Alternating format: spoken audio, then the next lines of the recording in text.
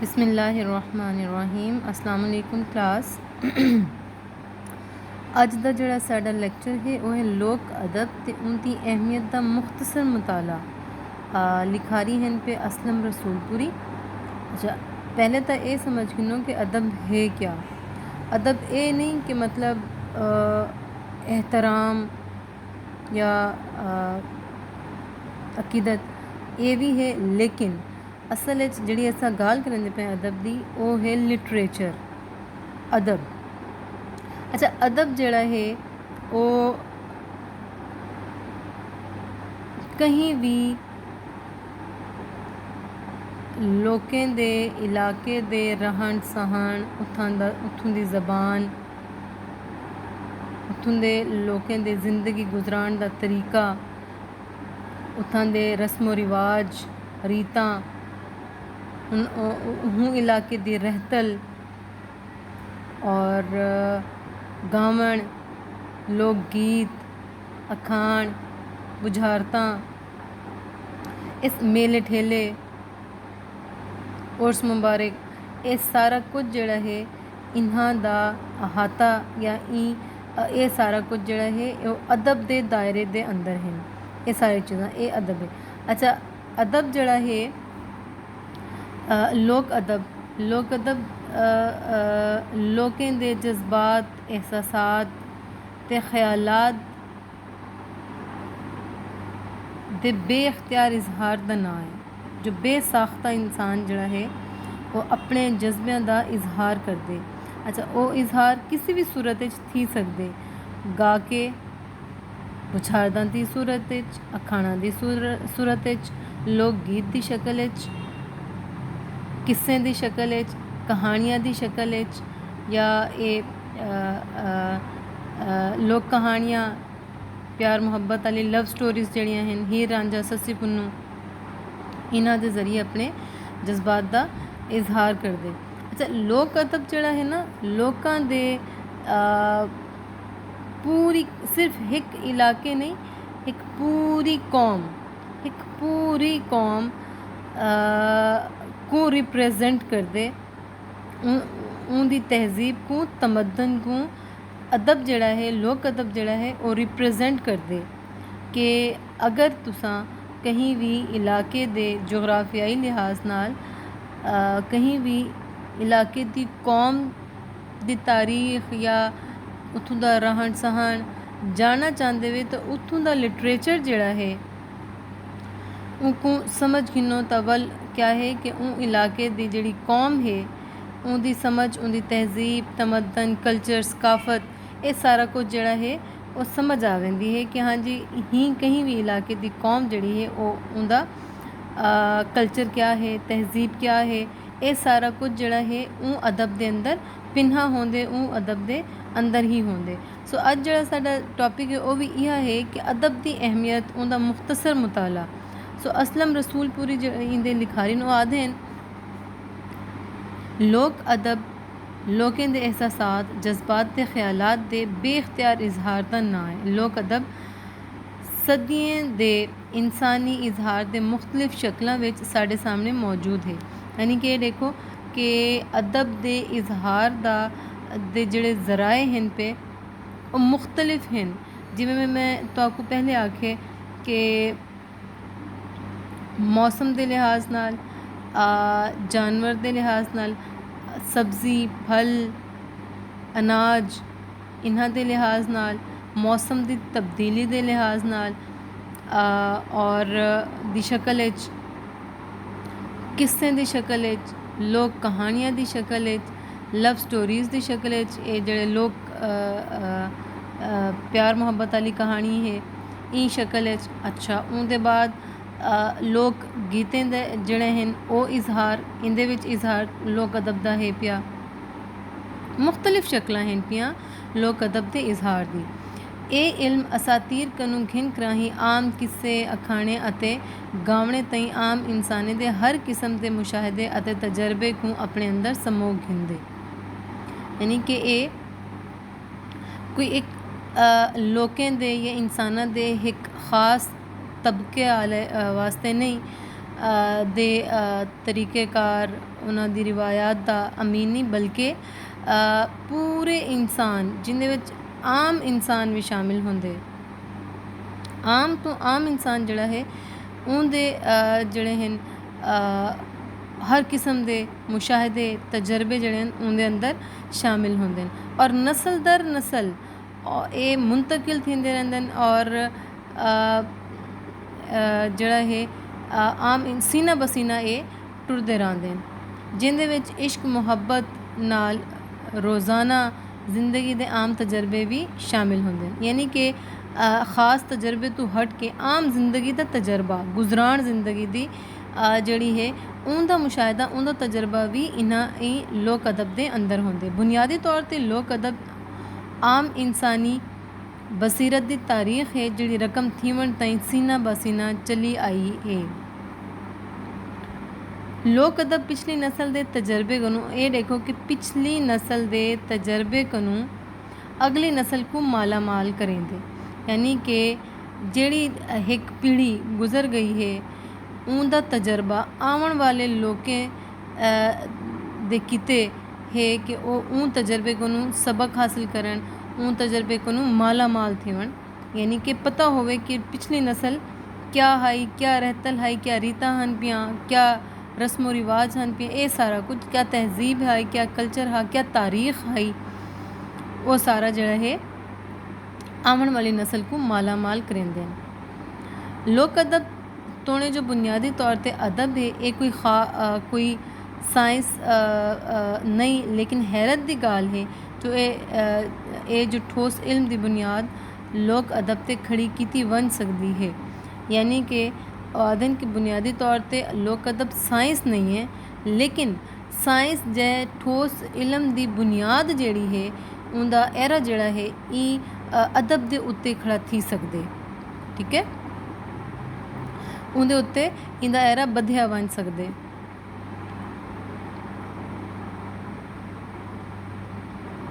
मिसाल के तौर पर कहीं इलाके का महकमा मौसमियात इत्थों की ज़रबुल इमसाल की बुनियाद पर अपने कम का आगाज़ कर सकते।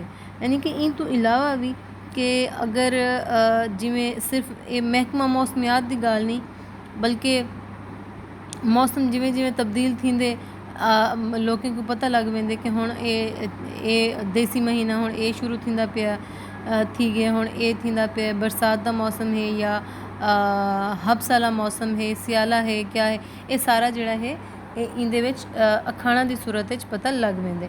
इन तो इलावा अगर असां ये देखूँ कि साडे वड़के जिहड़े गुजर चुके हैं वो बगैर इस्लामी कैलेंडर दे चंद्र की तारीख जड़ी वो दसा देंदे हन कि अज चंद्र दे जड़े हैं साइज़ उनका मकाम कि किहड़े मकाम ते खड़े, किहड़ी जगह ते खड़े आसमान दे उत्ते, तो वो या किहड़े रुख जड़ा है वो वेंदा पिया और किहड़ी जगह ते है, ये इन्हां चीज़ां को देख के वो चंद्र की एग्जैक्ट तारीख जड़ी है वो दसा देंदे हन। इस्लामी कैलेंडर तो पहले भी इस्लामी कैलेंडर है भी, लेकिन चूँकि असा अगर अपने पिंड वगैरह वसेब वगैरह अगर देखूँ तो क्या है कि उत्थे इस्लामी कैलेंडर तो बगैर भी लोग जड़े हैं वो दसा देंदे हैं कि हाँ जी अज चंद्र की ये तारीख है चंद को देखने तो बाद। अच्छा, इनके अलावा फल के हवाले नाल भी तुसा देखो कि खज्जी का जिहड़े वेले उगण का मौसम होंदे तो वो दसा देंदे कि हाँ जी इतना मौसम ही फसल का है, इन तो बाद ही फसल का मौसम शुरू थी वैसी वल जड़ा मतलब ये सारा जड़ा है लोक अदब दा आगाज़ दा जड़ा है ये अनासिर हैं पे। अगर अस सिर्फ सराइकी अखाने को सामने रखूँ तो मौसम बारे सदियों का इंसानी तजर्बा अज भी महकमा मौसमियात को शायद ज़्यादा बेहतर अंदाज में साड़ी रहनुमाई करे। मसलन जिमें यह चैत्र वुठा, सावन मुठा, तारा लुढ़िया, मच्छर गुड़िया, फग्गण कंधी लगन, यानी फग्गण या धुपदा या सायदा जड़ा है वो आहिस्ता आहिस्ता आहिस्ता आहिस्ता परे थीवण है। अच्छा, उनके बाद जेठ जाली हेठ और सावन आया सियाला जाया पंजाबी विच भी आख्या वेंदे कि सावन पहला पुत्र सियाले दा, ये आख्या वेंदे कि यानी कि सर्दियाँ शुरू थीवण दा जिहड़ा मकाम है, जिहड़ा महीना है, वो बरसात दा या सावन दा पहला महीना, ये वास्ते आखे वेंदे कि पहला पुत्र सियाले दा, यानी कि पहली औलाद या पहला स्टेप है सर्दियाँ शुरू थीवण दा। इथों पता लग वेंदे कि हुण सर्दियाँ शुरू थीवण वालियां हैं। अस्सू आस लै गोरख छां बह, अस्सू माहो लाला डियां धुप राती पाला। अच्छा, ई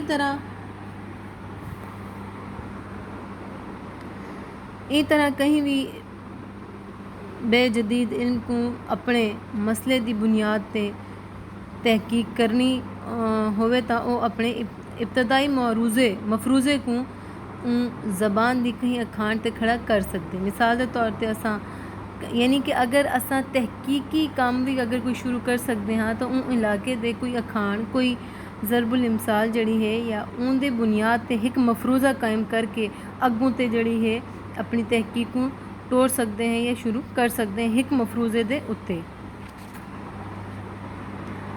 मिसाल के तौर पर असां इंसानी किरदार दे तजज़िये वास्ते नफसियाती हवाले नाल उनके किरदार का अगर तजिया करूँ तो अपने वसेब की हद ताईं उन किरदार दे तजज़िये न्यू पहले मफरूज़े की बुनियाद सराइकी दी ई ज़रबुल इंसाल ते रख सकूँ।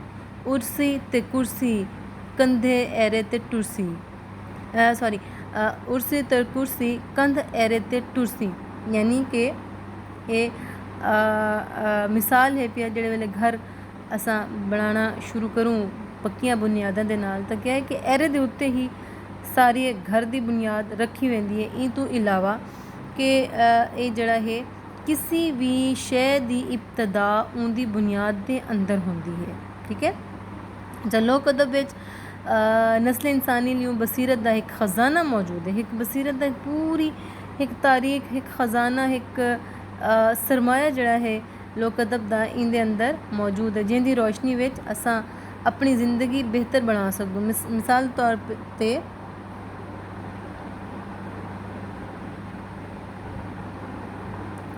आपे गियूं आपे आयूं ना मंजायूं रन्ना दा, पत लहायो बाबे दी ते नक वढ़ायो अम्मा दा, यानी कि अपने आप ही फैसला कर गिनन या और उनके जड़े है आफ्टर इफेक्ट्स अगर उन फैसले नज़र आ वेंदे कि नुकसान थींदा पिया होंदे तो उनके उत्ते ये मिसाल जड़ी है ये फिट आंदी है और ये अपने आप ही फैसला कर गिनन। और उनके बाद क्या है कि माँ प्यो दा या जड़ा है इज्जत को ये कम करन। ठीक है, अच्छा, शादी ब्याह के हवाले नाल कि माँ प्यो जिंदे घर अपनी बेटी दे देंदे धी को दे देंदे ब्याह दे देन या शादी कर देंदे, वाल क्या है कि आदन कि जितना दिती धी उतना गाल ना कीती बई, यानी कि बस जितना अपनी बेटी दे दी उतना कोई बई गाल नहीं कर सकते। यानी कि माँ प्यो धी की वजह को या ख़ानदान जड़ा है बेटी की वजह को जितना बेटी के ससुराल अपनी धौन जड़ी है वो झिक्की करते हैं कि बेटी इतना दिती हुई है। अच्छा, डॉक्टर्स के हवाले नाल है पई गाल जड़ी है बिहा कि अगर सुन्नत भी है कि जेड़े वेले असां घट खासूं तां सेहत ठीक रासी और डॉक्टर्स कोल भी मंजना जड़ा है ना थी सी, जिमें असें अस्सू कत्ते थोला खा तरफ तबीबे मोल ना जा, यानी कि थोड़ा खासें तबीबे कोल या डॉक्टर्स कोल ना मंजना पौसी। उनके बाद जिथा वट्टा सट्टे की रिवायत है उतना ये देखो कि वट्टा सट्टा एक सिर मिट्टी एक बे सिर घट्टा, यानी कि अगर एक घर बर्बाद थींदा पे तो बिया जड़ा है वो अपने आप ही बर्बाद या उजड़ वेंदे। अच्छा, वसल पोहदा दुंबा रोहदा कूड़े दे मुँह विच धूड़, आप ना वसे सहावरियां बिहां को देवे मत्ता, यानी खुद ता नसीहत उत्ते अमल ना करना और बिहा को नसीहत करना। खुदरा फसीहत दीगरा नसीहत। उनके बाद है चंद्र को मिलिया चंद्रा, चंद्रे को मिलिया चंद्रा, हिक मारिया कुंडा बे मारिया जंद्रा। यानी एक बेवकूफ़ को अगर बिहा बेवकूफ़ मिल वेंदे तो वो जड़ा है वो अपनी किस्मत को इवें ही ताले ला गेंदे। अच्छा, लोक अदब सच दा एक दलेराना इजहार भी है। साड़ी माजी दी सारी तारीख मशकूक थी सकती अते उनको हुक्मराने दी खुद साख्ता तारीफ आख्या बन सकते, मगर लोक अदब ते मशकूक होवन दा कोई चिट्टा नहीं लाया बन सकता। असा ये बगैर डर दे आख सकदूँ जो आम ते मजलूम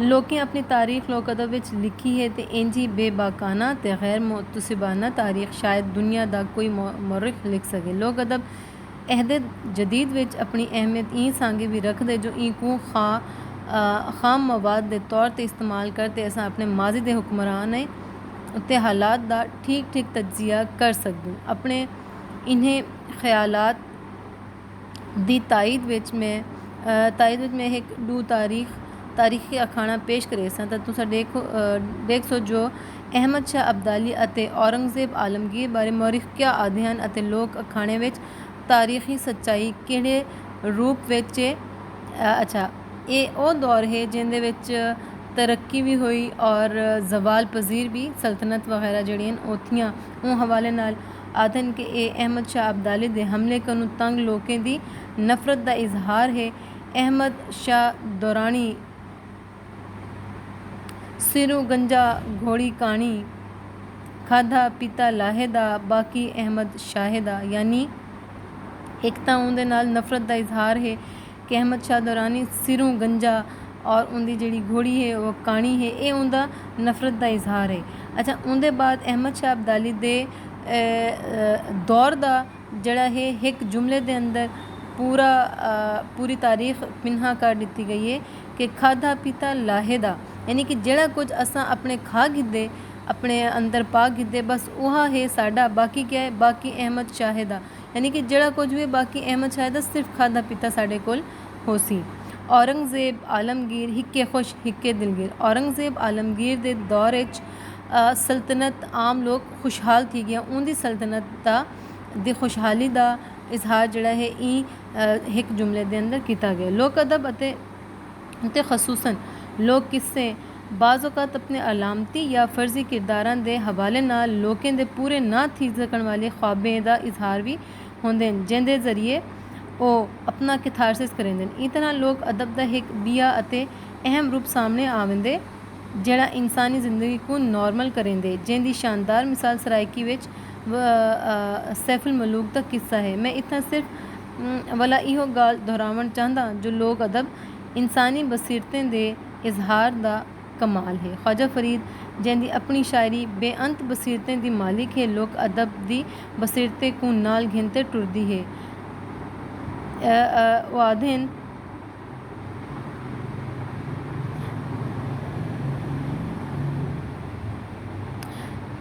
जेडी भुलड़े मित्र भी भुलड़े है मशहूर अखान जड़ा आशका बधिया कमरा थी दिल्ली ढाई कोए। जड़ा आशका बधिया कमरा थी दिल्ली ढाई कोए, यानी कि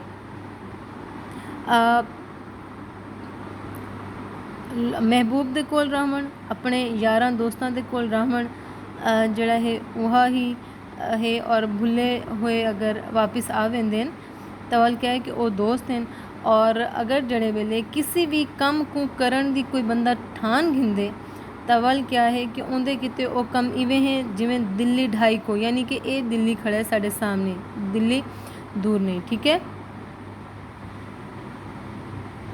थैंक यू क्लास। आज का लेक्चर कंप्लीट किया।